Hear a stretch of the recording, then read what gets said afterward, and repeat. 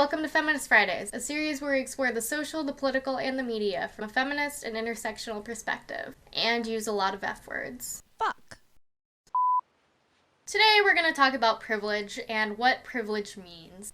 Yep, and I'm fairly certain you don't know what it is or what it means. So this should be interesting. In our culture, we're taught to see things like gender, sexuality, race, and class as something that puts people at a disadvantage. No, we aren't. We're taught that it could contribute to a disadvantage, that they may be affected by it, but not necessarily, because mitigating factors. We don't automatically assume that everybody who's black is automatically suffering the same level of disadvantage because they're black, because that's racists. That's what racists do. AKA, people of color are more disadvantaged than white people on the basis of their skin color. You're just so fixated on arbitrary factors of people's existence. You're just like, because this person's black, they're automatically disadvantaged. No, they're not. If their parents are fucking loaded, they will have no problems with their life because their parents are loaded. Their disadvantage is easily cancelled out by their wealth. And if you actually look at academic privilege literature, that's what they say. You can't just assume someone is disadvantaged based on the one thing you know about them. You have to actually take into account all of the factors of their life to determine whether they have or do not have privilege. You people. Or poor people are more disadvantaged than rich people. This really comes down to an America versus everywhere else problem again. Because in America, it's really, really hard to get an education if your family has no money. In other countries, where education is free and is based purely on your merit rather than your money, it's not an issue. So people who are from lower class families can get university educations quite easily if they get the scores to get in. Now, agreed, it is harder for them to get those scores because they come from a poorer background, but also, in those countries, schooling is pretty much the same regardless if you're rich or poor, because they don't have that issue of, poor schools being funded worse than rich schools, because all their schools are funded the same, because their societies aren't fucked. So I would say, on the whole, those people suffer less disadvantage for being poor than, say, people in America suffer from being poor. It's generational. It's intergenerational disadvantage that they inherit from their parents because your system is not capable of allowing people to rise up, to easily move between classes. You've institutionalized that disadvantage based on a class and monetary system. You gotta fix that. You gotta fix that. But in doing this, we often fail to recognize the areas in which we're privileged. There is a world of difference between recognizing that somebody is disadvantaged and saying that I am privileged. There is a big difference there. I am average. I'm not disadvantaged because I don't suffer disadvantage based on any of your arbitrary factors.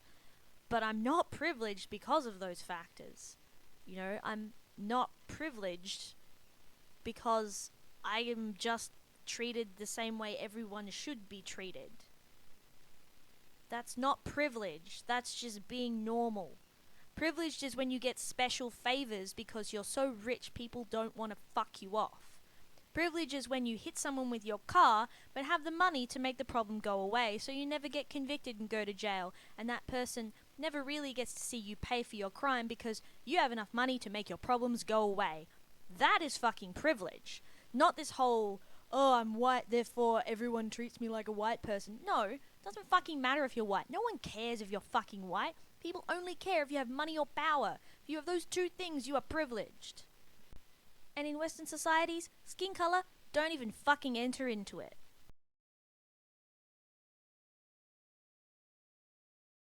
As a predominantly straight, cisgender person who comes from a middle-class family and is able to attend college, I have privilege because of my sexual orientation, because my gender identity and expression matches my biological sex, and because of my class and my access to education. I'm also able-bodied and relatively thin, so I don't have to deal with ableism or body shaming.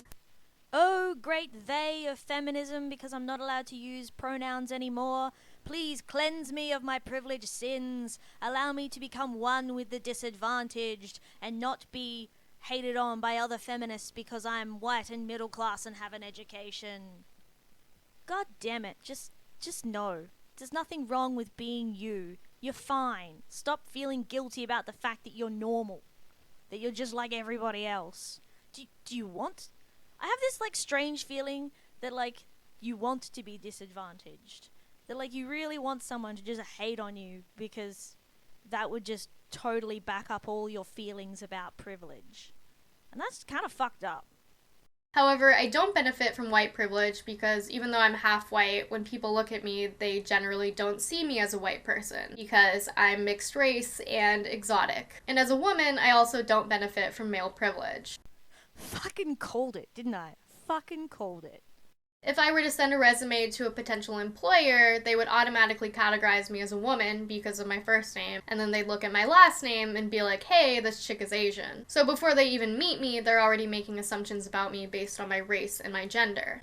Yeah, and unless they're a hideous sexist or a hideous racist, this has no effect, has no bearing on whether or not you will get the job or not. They are legally required to assess you based on your ability to suit that job position, irregardless of gender or sex or race or any of those other fucking things. So, your point is entirely fucking stupid. You're like, oh, I totally get called a woman because I got a female first name and I got an Asian last name and I'm half Asian. So, they're making an assumption about you. That's correct. And why do you have a problem with this? Because there's a very small minority of people who get misgendered. So I once had a doctor called Dr. Lee. Now, I assumed he was going to be Asian before I met him. And then he wasn't. And I didn't care because he was a good doctor. I have a new doctor who is Asian, who I didn't expect to be Asian because his last name was different. And he's also a good doctor. I liked both of them because my opinion of them isn't based on what their fucking race is. It's based on how good a doctor they were. That's the important thing. None of this fucking gender race bullshit. In my experience, it seems like people accept the idea of class privilege the easiest because it's the only form of oppression that's still easily measurable today. Either you have money to pay the bills or you don't. Wealth is like this tangible thing that's very easy for people to grasp in our modern day capitalist society. However, with white privilege and male privilege, people, particularly members of these dominant groups, are more resistant to understanding or believing in their existence. Because they've never benefited from this so-called privilege that they somehow have access to. Everything they have, they worked for. They worked hard for, and so of course they don't want to think that along the line they've been given some magical access that women don't get or people who are black don't get. Because it's not fucking true. There's no such thing as privilege just because you're normal. You just get treated like everybody else gets treated. If you come from a disadvantaged group, let's say black people are automatically disadvantaged, which is hideously fucking racist, and I don't believe that for a second. But say you do come from that group and you experience that disadvantage. There's nothing wrong with saying this person is disadvantaged, but it's a long fucking stretch from saying this person is disadvantaged to that person is privileged.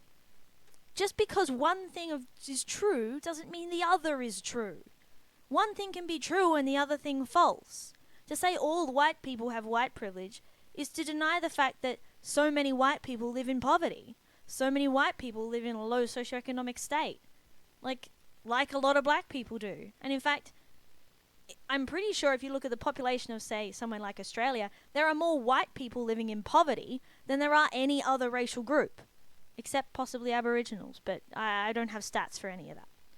It's really easy to say that sexism and racism are problems of the past when you're not directly affected by either of those things. According to Peggy McIntosh in her 1988 essay, White Privilege and Male Privilege, I have come to see white privilege as an invisible package of unearned assets that I can count on cashing in each day, but about which I was meant to remain oblivious. Given how fucking often we talk about white privilege, not really that able to stay oblivious to it anymore, love. In her essay, she goes on to list all the various privileges that she experiences on a daily basis. Number 6, I can turn on the television or open the front page of the paper and see people of my race widely and positively represented. I don't know what paper you're opening, but quite often all I see is white guy murders people or woman kills children in bathtub or, drug bust, 3 white men arrested. So, nope. I can go shopping alone most of the time, fairly well assured that I will not be followed or harassed by store detectives. We don't have store detectives in Australia, so this is totally not a thing. This one I find particularly relevant to what's happening in Ferguson. I did not have to educate our children to be aware of systemic racism for their own daily physical protection. Systemic implies that the system sets out to disadvantage those people. And while I don't believe that's true, the system itself is unbiased, people within that system do carry bias. And so, of course, there's going to be people out there who are terrible people and do awful things to people based solely on the fact that they're black. And that's terrible, and we should really call those people to account. And we should really call systems in place that do the same thing. I mean, sentencing law in Australia is kind of all fucked up because women get half the sentences men do, but Aboriginal men get, 1.5 times the sentence that a white man does, even if they're both first offenders and doing the same thing. Because it seems like our system automatically assumes that an Aboriginal person will be guilty of a crime and a white person will be somehow less guilty of that crime, and women are half as guilty again as men. So, yeah, people in that system are the problem. The system itself is not biased, but the people within that system easily can be. And also there are other mitigating factors, especially in sentencing law, like your ability to afford a good lawyer versus having to use a public allocated one. So, there are other disadvantages in place, not necessarily skin colour being the most important one there. It's just one of the many mitigating factors. Anyway. I can swear or dress in secondhand clothes or not answer letters without having people attribute these choices to bad morals, poverty, or the illiteracy of my race. Because rednecks totally aren't a thing that's associated with white people at all. In the US especially, we believe in very strongly culturally ingrained values of meritocracy and the American dream. Basically that you can attain anything if you work hard enough. Meritocracy don't say shit about working hard enough, sweetie. Meritocracy is a system in which talented are chosen and moved ahead on the basis of their achievement. It has nothing to do with, well, not necessarily much to do with how hard you work, just how good you are at something. And regardless of your race, sex, gender, whatever, you may or may not be good at something purely because you were born good or not good at something. So, meritocracy doesn't necessarily reward hard work, just being good at stuff. It's even so ingrained in me that even though I know it's a flawed sentiment, part of me still believes it. The idea of meritocracy places the responsibility of success or lack of success solely on an individual rather than on the systems in place that might contribute to it. Because we understand that it's really the actions and drive of the individual that determines whether they are successful or not. That they can succeed irregardless of the system they're in place of, if they are talented enough. Not necessarily hardworking enough, but that is part of it, but talented enough. And people will often use examples of people who have overcome adversity as tokens, as a way to dismiss that these systems of inequality exist, even though these examples are often rarities. No, what they're saying is that the system itself is not biased. People within that system are, but the system as a whole does not prevent people from whatever group you're looking at from achieving. Therefore, there is no systematic racism, there is just people within that system being racist. There is a massive fucking difference there, and you people do not seem to understand there is a difference between the system being racist and people within the system being racist. You can control what the system does, however, you can't police the insides of people's heads. Accept that, okay? Only time will change the cultural zeitgeist enough that people stop being racist cunts to people on the street, okay? You can't just legislate it and expect it to change overnight. That's not how culture works. But we can't ignore that there are people who have been given success that they did not work for or earn simply on the basis of privilege. Now you're making the mistake that a lot of Marxists make by assuming that people who have success and have privilege got that because they didn't work hard for it. They did. If you want something, you have to work for it. Although if your parents have money and influence, you have to work a lot less hard to get it than, say, somebody whose parents didn't have money and influence. Now, there are people who do have privilege and have access to things and have an ease of access to things that most normal people don't have. They definitely have privilege, but that's purely because they have money and influence, and they were born into a family that has money and influence. Not necessarily because they are white, not necessarily because they are straight, not necessarily because they are male, but solely because of the family situation that they were lucky enough to come into. It has nothing to do with their race or gender or any of that shit. And people who have had to work twice as hard as their fellow colleagues just to reach the same status. When I think of privilege, I think of it as a blank slate. You're neutral and you can craft your identity in any way you want without having your race, gender, orientation, or whatever being a hindrance to it. That's not privilege. That's just being normal. God damn it. You know, we've worked damn hard to make sure that people aren't judged based on their gender or race or any of that shit over the last 50 or so years, or even before that. And all you are doing is saying to people who are just normal, you should feel bad because you're normal, and you should recognize that you are normal, and therefore that other people don't get to be normal like you. There's a reason why most of the great literary classics are about straight, cisgender white men. Because they were written by guys who didn't really want to write about the female experience because they had no experience of that.